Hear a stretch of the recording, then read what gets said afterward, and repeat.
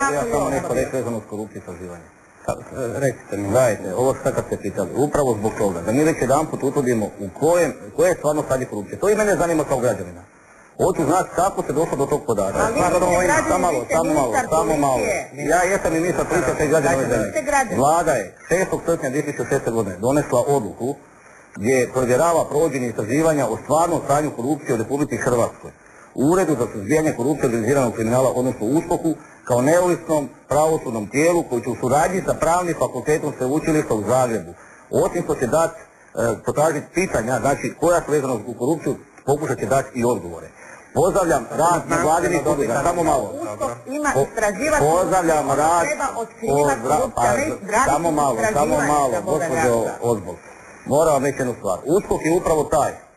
USKOK je upravo taj koji će istražiti, naći i sankcionirati one i dati odgovore na korupciju. To je taj element koji je nama falio samo malo. Ali ono što ja pozdravljam, jednu stvar što pozdravljam udrugu, nevladinu, koja je dala upravo poticaj da se o tome počne govoriti. Da to nije tabu tema pod tepihom. Ali da bi došli do stvarnih podataka, da bi mogli izmijeniti zakonske propise i u stvari s Europskom unijom moramo imati stvarne činjenice.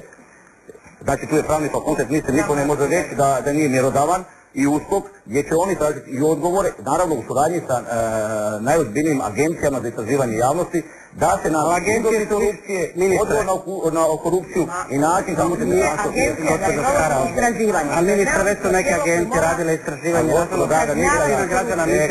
Nikada nije došlo do toga da je vlada donesla takav zaključak i dokument. Pa nažalost, vlada je napravila tešku glupost i miješala se u neovisnu sudbenu vlast. Naravno, ali ne bi dopustila kao ministrica pravosuđa da... Nemojte optuživati za vladu ono što je postao naš svih. Gledajte, bila vlada Ive Sanadera ili nekog drugog, bio ja ministar Ivica Kirin ili neko drugi. Institucije, pravosuđe i policije moraju raditi svoj posao. To je ono zbog čega smo mi danas ovdje. Nemojmo se političko raditi.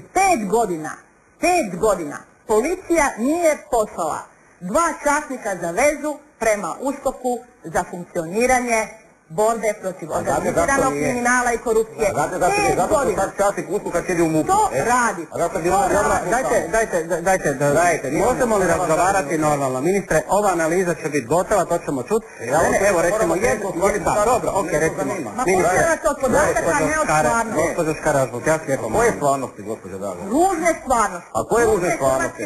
Pa vi ste sjedili u vladi, što niste rešavali tu ružnu stvarnost. Ja sam svoje stvarnosti. Ja moram dolaziti isto u vladu i rešavati te ružne stvarnosti. A mi smo danas Možete malo strasti. Nisu strasti, ja vas razgovaramo. Operativno se trebaju stvari provoditi. Ali ne na političkim tezama i ne možete tezirati da je ova ili ona stranka korupirana nije. Ministre, korupcija nema političkog imena, niti organizirani kriminal. A sad ću vam reći gdje je najopasnija korupcija. Ono što tiče političkog žargona, jer ono što smo mi u Briselu dali do znanja da rješavamo, a o tome ne možemo javno pisati izvješća, najveća korupcija i najopasnija leži u organiziranom kriminalu, gdje se najveća količina novca okreće. Pa ne bi onda odgovarala. Ministre, koliko je jak organiziran kriminal u ovoj zemlji? Pa organizirani kriminal je, u njegovoj jačini ja ne bih govorio, nemam ga s čime usporediti drugo, ali moram jednu stvar reći, ovdje za hrvatsku javnost. Što se tiče organiziranog kriminala i svega, državne institucije su pripremljene, sada ćemo imati uskoro, evo, idući tjedan da potvrdimo do kraja našu suradnju između Državnog odvjetništva Republike Hrvatske, znači glavnog odvjetnika gospodina Bajića i ravnatelja policije. Dobro, to je sve lijepo, ali ja vas pitam koliko jak ne samo da surađujemo mi na vertikali, nego dole i na horizontali. Do najmanje policijske postaje da bude u suportu sa općinskim... Dobro, a dajte vi meni recite u vertikali i horizontali koliko je jak organizirani kriminal u ovoj zemlji? Ja vam to ne mogu reći, znate vi koliko je jak? Nisam ministar policije, pa ne znam. Pa ja vam hoću reći da ja na teze neću odgovarati s tezama, ali hoću vam reći ono što mi zovemo organizirani kriminal, što imamo u policijskom, pravosudnom žargonu, ja vam moram reći, mi smo snimili procese, znamo gdje se dešava, znamo gdje se odvija, ali da bi se to kvalitetno završilo, da to ne budu samo suđenje, politička suđenja radi farse, pa da se ne desi da predmeti padaju u vodi zbog nedostatka dokaza, ovaj put želimo izvesti stvar do kraja.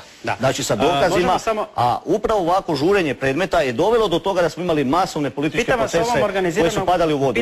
Opet je policija bila na kraju krajeva. Pitam se o organiziranom kriminalu zato što je u pismu 3 predsjednika negdje, možda vi gospođo Škara-Ožbolt znate, označen Hrvoje Petrač kao šef organiziranog kriminala u ovoj zemlji, pa me sad zanima, to je službeno pismo 3 predsjednika poslano na evropske adrese.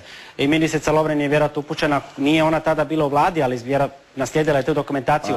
Da li je Hrvoje Petrac šef organiziranog kriminala u ovoj zemlji? Vi čujete iz ovog suđenja što dotični izjavljuje, pa vam je jasno o kojim se novcima radi i šta se sve obrtalo kroz te novce. Ali ja vam ne hoću nešto drugo reći.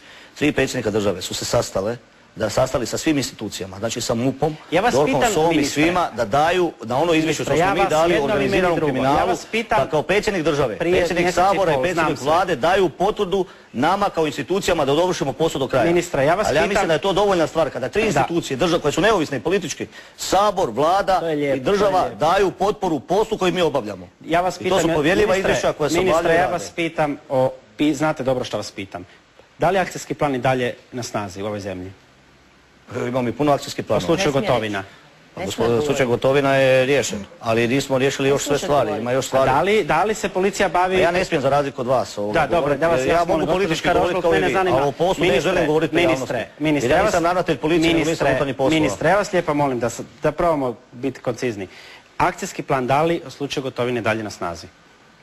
Pa ne znam u kojem segmentu mislite. Pa recimo, potražene ljudi koji su ga moguće pomagali njegov bijeg. Da li ste to policija istražuje? Ono što nas zanima kod tog akcijskog plana, što jedno ostaje na snazi, kao i za sva djela, da li je došlo da je neko prekršio zakon? Samo u tom dijelu. Da li ste istraživali tko mu je možda u Hrvatskoj pomagao?